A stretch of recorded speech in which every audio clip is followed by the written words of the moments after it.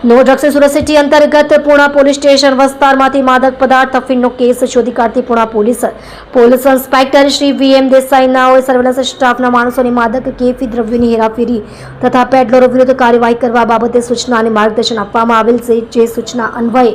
Surveillance staff માદક કેફી દ્રવ્યોની હેરાફેરી તથા પેડલરોને પકડી પાડવા સારું વર્કઆઉટમાં હતા. તે દરમિયાન સર્વેલન્સ પોલીસ કોન્સ્ટેબલ તરુણભાઈ જીતુભાઈ નાઓએ તેમના અંગત બાતમીદાર મારફતે બાતમી મળેલ કે તારીખ 27/8/2025ના રોજ રાત્રિના આશરે કલાક 3 થી 3:30 કલાકના અરસામાં ભેરારામ બુદરરામ બિશ્નોઈ નામના ઇસમ જેણે શરીરે આછા ક્રીમ કલરનું બ્લુ લાઇનિંગવાળું શર્ટ તથા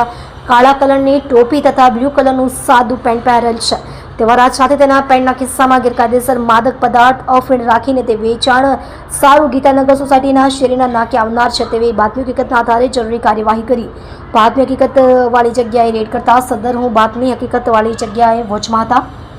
તે દરમિયાન સદર બાતમી હકીકતવાળા ઇસમને માદક પદાર્થ અફીણનું ચોખ્ખું વજન 178 ગ્રામ થાય, કુલ કિંમત ₹53,400 તથા મોબાઈલ ફોન નંગ 2 જેની કિંમત ₹10,500 તથા સિમ કાર્ડ નંગ 2 જેની કિંમત ₹00, રોકડા ₹1,100 તથા ખાલી પ્લાસ્ટિકની કોથળી નંગ 1 મળી તમામ મુદ્દામાલની કિંમત ₹65,000નો મુદ્દામાલ મળી આવે. સદર ઇસમ તથા વોન્ટેડ ઇસમ વિરુદ્ધ NDPS એક્ટ મુજબ ગુનો રજીસ્ટર્ડ કરી